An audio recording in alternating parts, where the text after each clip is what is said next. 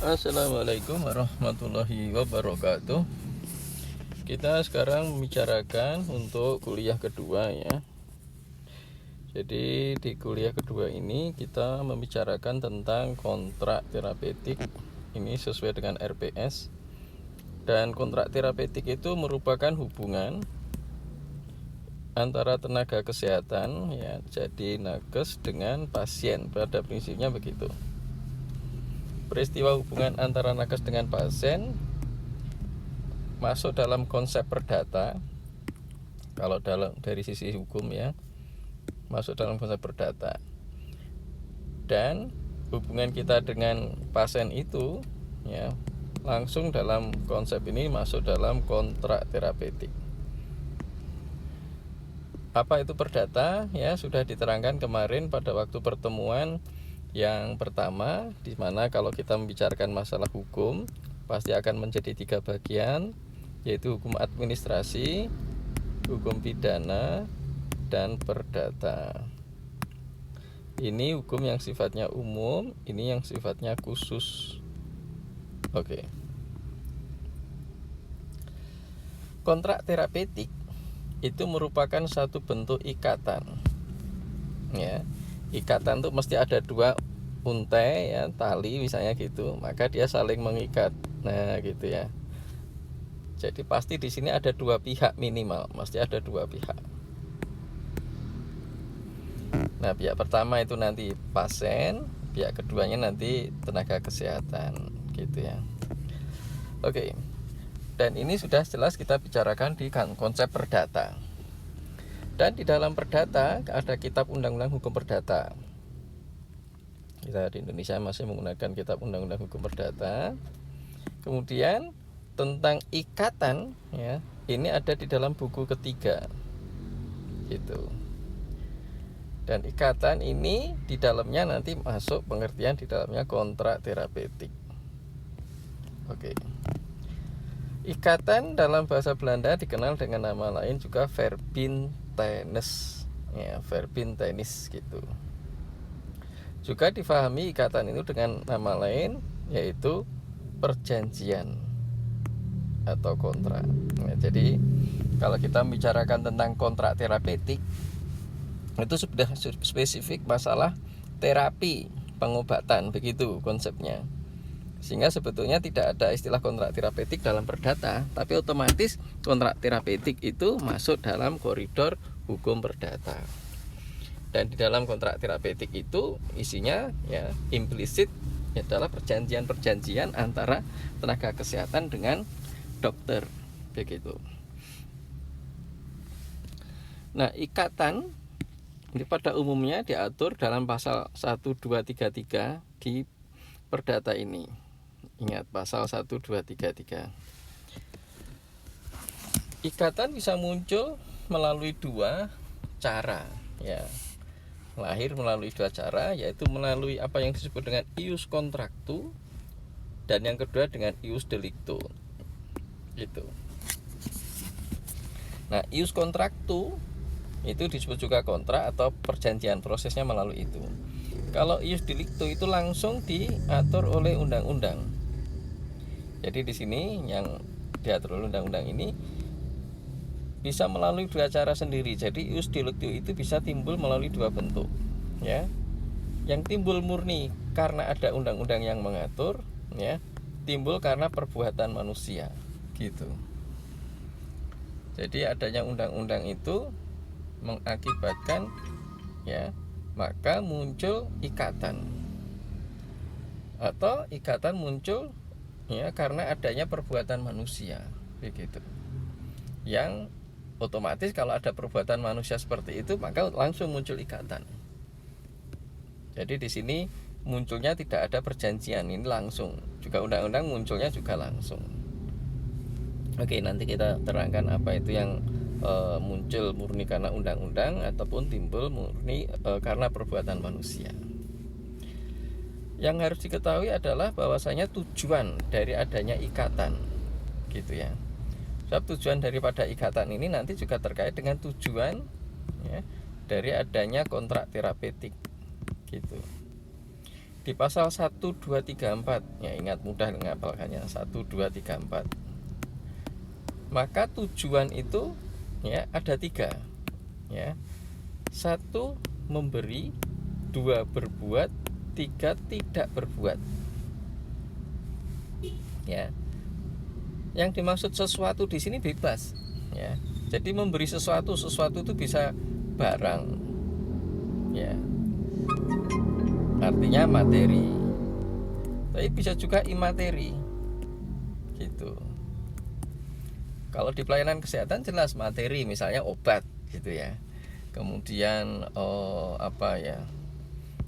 memberikan obat, memberikan suntikan obat dan seterusnya, jadi materi.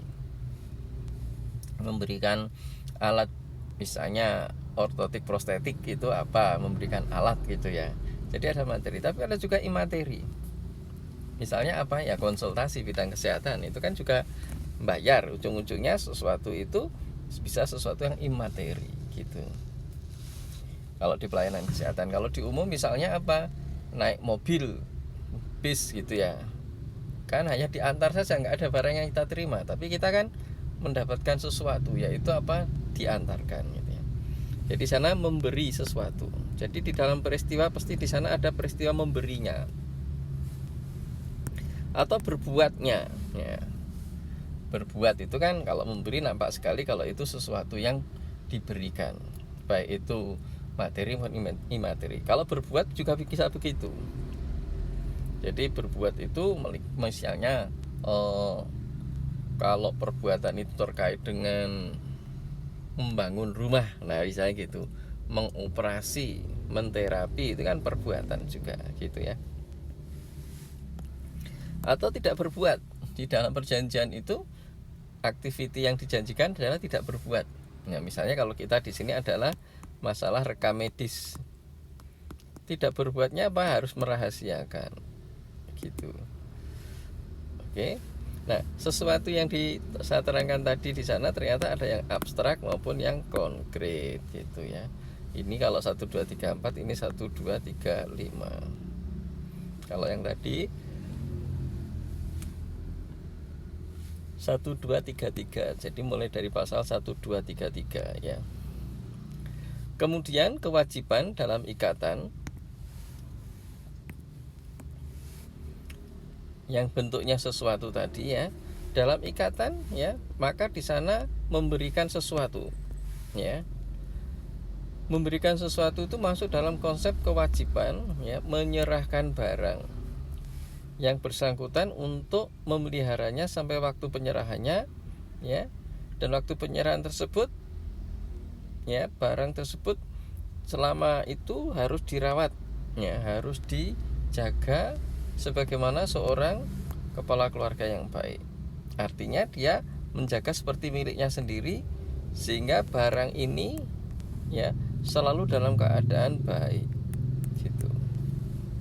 Jadi kalau menyerahkan barangnya kadaluwarsa ya nggak boleh gitu ya.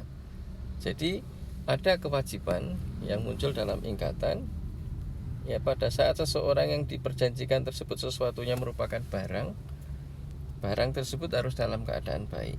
Kalau itu ilmu konsepnya, kalau kontrak terapeutik ya, tenaga kesehatan menyerahkan jasanya jasa ilmu kesehatan, maka dia harus menyerahkan ilmu yang terbaik. Yang terbaik itu apa? Relatif yang terbaru begitu ya. Jadi kalau memberikan ilmu lama ya salah gitu.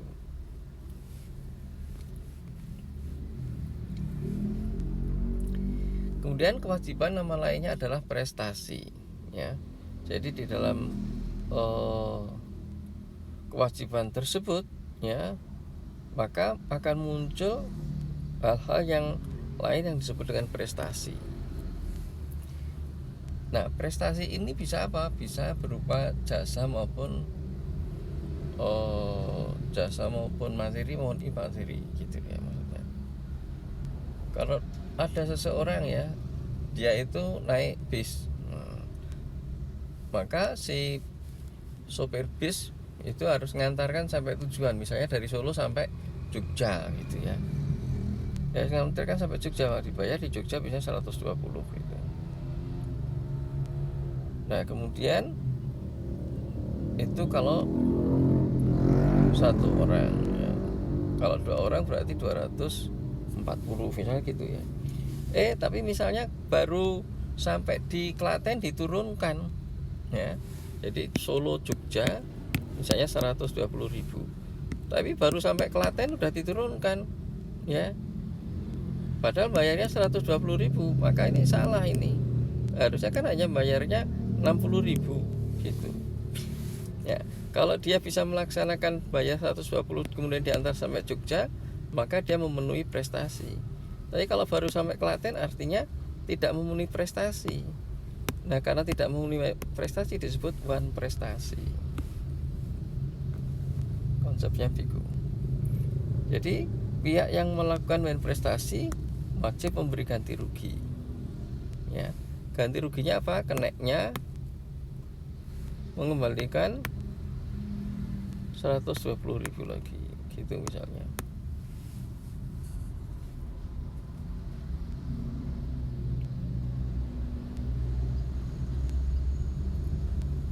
Oke, kita lanjutkan ikatan yang lahir dari kontrak.